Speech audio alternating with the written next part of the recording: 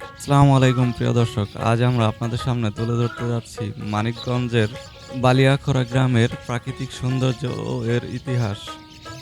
ইতিহাস ও ঐতিহ্যে সমৃদ্ধ এই গ্রামটিতে রয়েছে প্রায় ১ থেকে ১,৫০০ মানুষের বসবাস। তাদের মধ্যে বেশিরভাগই মুসলিম পরিবার। এই গ্রামটি মানিকগঞ্জের অতি সন্নিকটে। এখানে আপনি মানিকগঞ্জ থেকে সরাসরি বালিয়াখরা চলে আসতে পারবেন।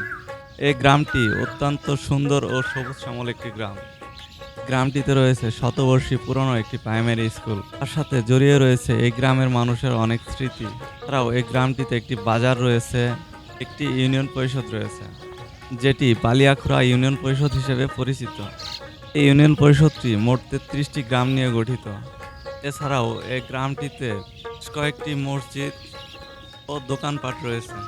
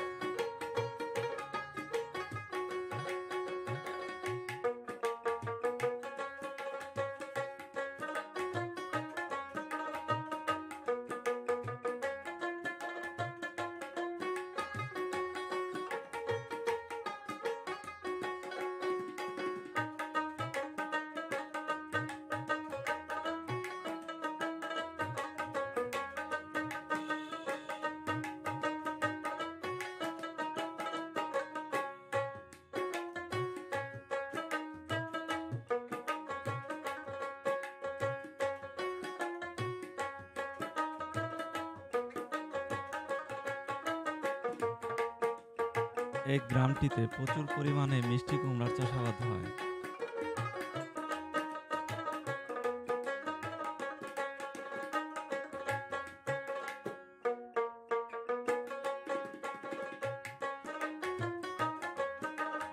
এলাকার নাম কি?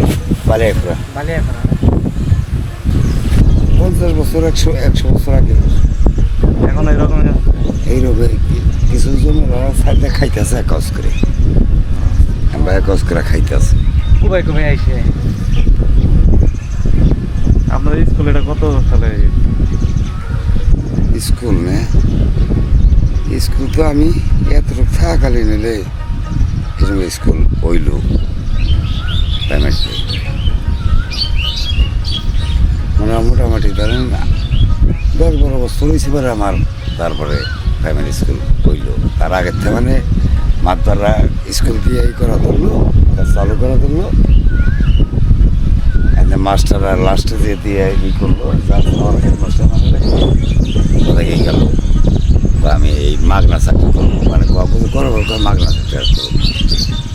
আল্লাহর সাথে হ্যাঁ বেরিয়ে গেল। তার 1 বছর পরে আমরা স্কুল আর একজন আইসে নদীর স্যার এই পুকুর তারাতে সে টুকরোকে আমি করুন। এই করার পরে হে ঢুকার পরে মানে 1 বছর পরেই আমার স্কুল নিয়ে গেল সরকার। আপনাদের গ্রামের লোকজন কতজন আছে? লোকজন লোকজন আছে আমার গ্রাম হলে 1600-1700 গোটা। হিন্দু আছে না? হিন্দু আছে মোটে 5-7 ঘর, আর ব্যাকি চলে গেছে আগের ভারতে, গন্ডগোলের সময় গেছে।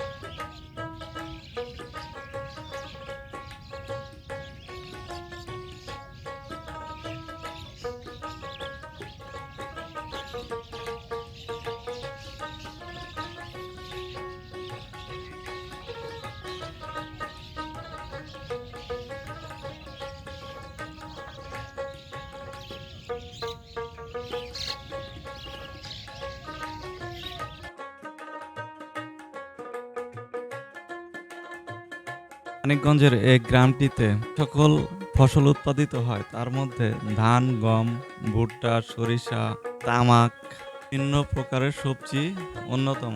এছাড়াও এই গ্রামটিতে প্রচুর পরিমাণে লেবু উৎপাদিত হয়, যা স্থানীয় বাজারে চাহিদা মিটিয়ে জেলা পর্যায়ে বিক্রি করা হয়।